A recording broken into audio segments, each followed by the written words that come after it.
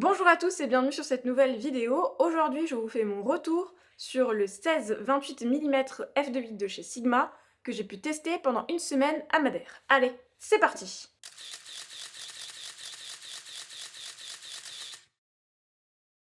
Petite coupure dans la vidéo pour préciser que Sigma, donc France, m'a prêté l'objectif pendant une semaine. Ils ne m'ont pas payé pour faire la vidéo, ils n'ont pas regardé la vidéo en avance, donc vraiment je vous donne mon retour brut. Et je vais vous donner les points positifs comme les points négatifs dans cette vidéo, même si pour moi, pour mon utilisation et mon usage pendant une semaine à l'étranger, vous allez voir que j'ai très peu de points négatifs, j'ai plutôt beaucoup de points positifs. Mais voilà, c'était un petit peu la mini disclaimer, parce que je suis toujours transparente et honnête sur cette chaîne sur quel matériel je teste, dans quelles conditions, et tout ça, tout ça. Bref, retour à la vidéo. Alors, la première partie, comme d'hab, le design et la qualité de construction. Donc, cet objectif est vraiment léger, petit et compact. Pour vous donner un exemple, donc je vais mettre ma main devant, en espérant qu'il fait le zoom dessus. Ouais, exactement, il fait le zoom dessus. Voilà. Ça, c'est l'objectif et ça, c'est ma main. Alors là, il peut vous paraître encore un peu costaud, mais si j'enlève le pare-soleil, vraiment, voilà. Vous vous rendez bien compte qu'il est extrêmement petit, il est extrêmement léger et il est surtout très bien fini. Je vais essayer de rapprocher. Tu peux faire le zoom s'il te plaît. Ouh, la 7-4, merci. Voilà, donc vraiment c'est une très bonne qualité de construction. C'est, je pense, du plastique, mais c'est extrêmement bien fini. On est sur la gamme Contemporary et non sur la gamme Art, donc c'est déjà une différence qui fait qu'il est beaucoup plus léger, je pense.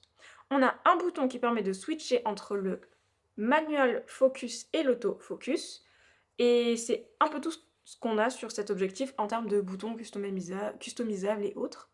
On a bien sûr une bague pour le zoom, donc c'est un zoom qui va de 16 mm à 28 mm, en espérant qu'il ait fait le zoom ce crétin.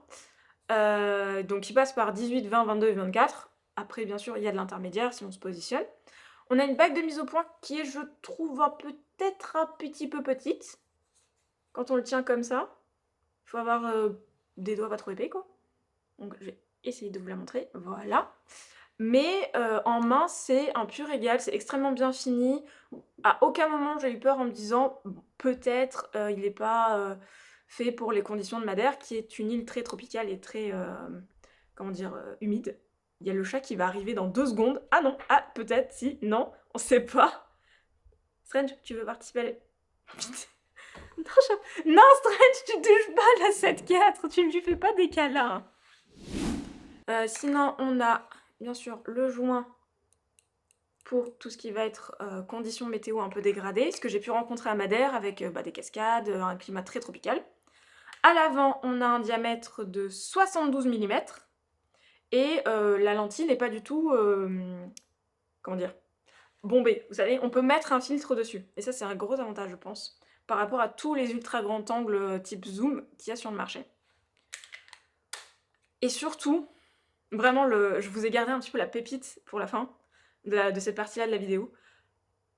Le 16-28 mm ne change pas de taille avec le zoom. C'est-à-dire que le barillet ne s'ouvre pas. Donc, je vais vous montrer.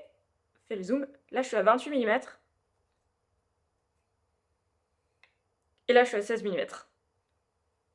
Et là, je suis à 28 mm.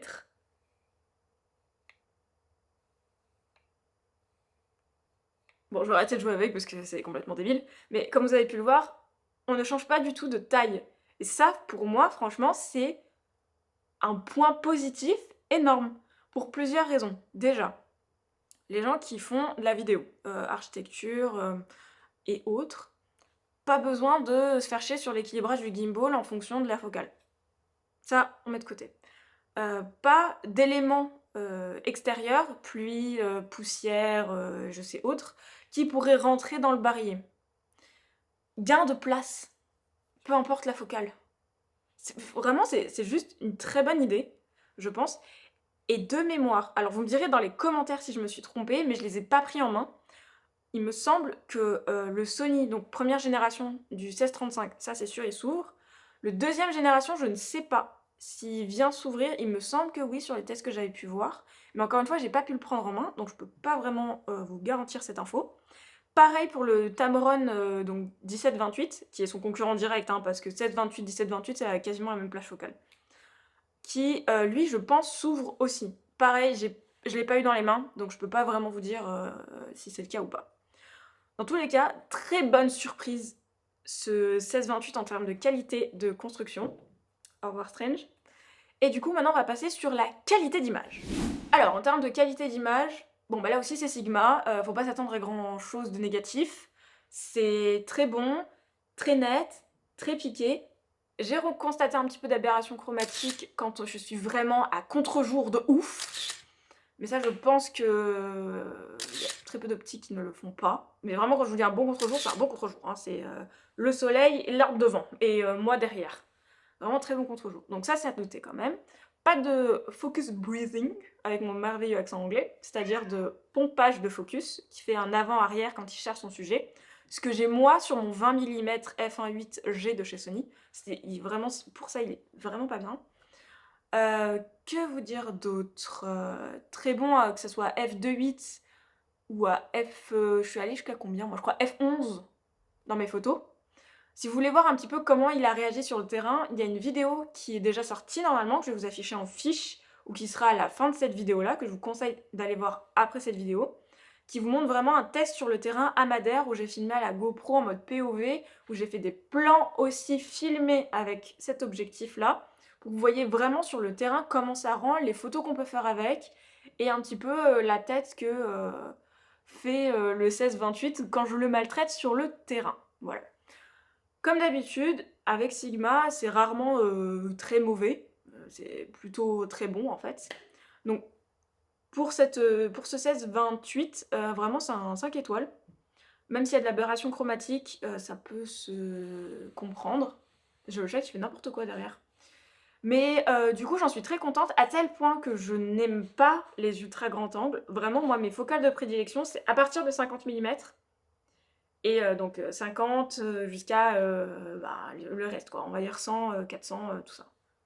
On peut descendre un peu plus bas. Allez, je peux être sympa, je peux descendre à 35, même si j'ai pas l'habitude de shooter au 35. En dessous, normalement, c'est pas mon terrain de jeu. Et je me suis retrouvée à aimer shooter avec du 16, du 20, du 24 mm.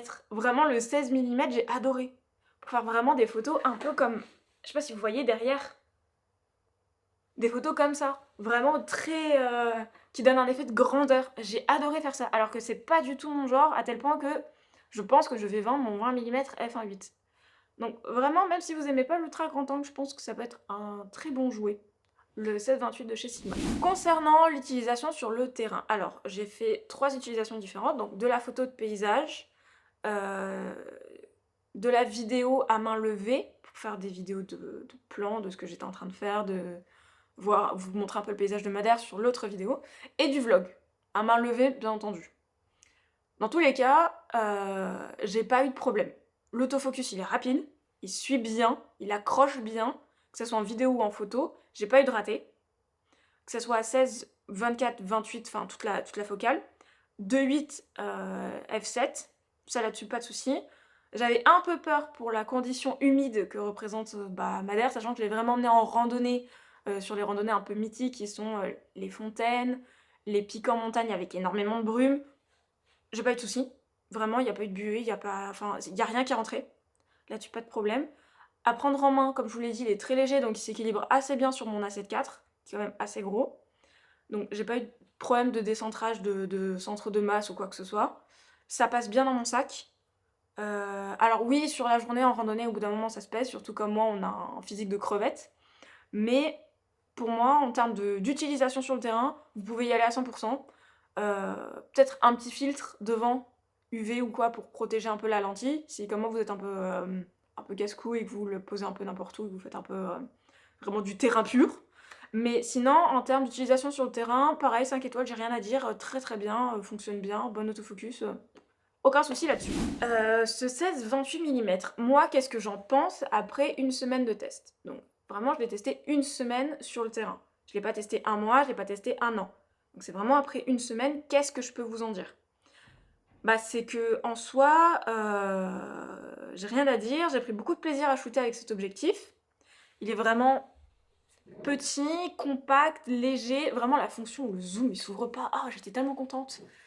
Il ouvre grand à 2.8, il permet de faire de super plans, de vlogger à main levée comme ça, c'est vraiment un plaisir à 16 mm. Moi j'ai l'habitude sur la chaîne de vous le faire avec le 28-75 de chez Tamron, et 28 mm c'est quand même un peu serré, faut vraiment que je sois là en mode 16 mm c'est vraiment une focale optimale pour vlogger, j'ai l'impression. Après, comme je vous l'ai dit, je ne l'ai testé qu'une semaine sur le terrain, mais au bout d'une semaine, je peux vous le recommander vraiment si vous avez besoin d'un objectif compact avec lequel vous pouvez faire de la photo de paysage jusqu'à, je pense que 28 mm, vous pouvez commencer à faire un peu de street photographie. Pour du voyage, je vous le recommande. Pour de l'astro, peut-être pas, parce que f2.8, je sais pas si ça ouvre assez grand, et puis moi, je ne l'ai pas testé en astrophotographie. Donc, je laisse peut-être des gens qui ont pu le tester en astrophotographie vous répondre dans les commentaires sur ce sujet-là. Mais sinon, vraiment, c'est pépite, hein. Vraiment, c'est pépite. Et puis, je pense que il écrase le Tamron, il écrase le Sony, de par le rapport qualité-prix, poids, barillet, enfin... Je pense que c'est peut-être le meilleur de sa catégorie. Si tu as aimé cette vidéo, n'oublie pas de liker, partager, t'abonner, mettre un petit commentaire, faire coucou, tout ça, tout ça, tout ça. Et puis nous, on se retrouve très bientôt pour des vidéos POV, de Madère ou autres. Ou n'oublie pas, si tu as vu cette vidéo, d'aller voir la première vidéo, qui est vraiment le test sur le terrain où je te montre dans quelles conditions je shoot avec ce 16-28 mm. Sur ce, à bientôt, salut!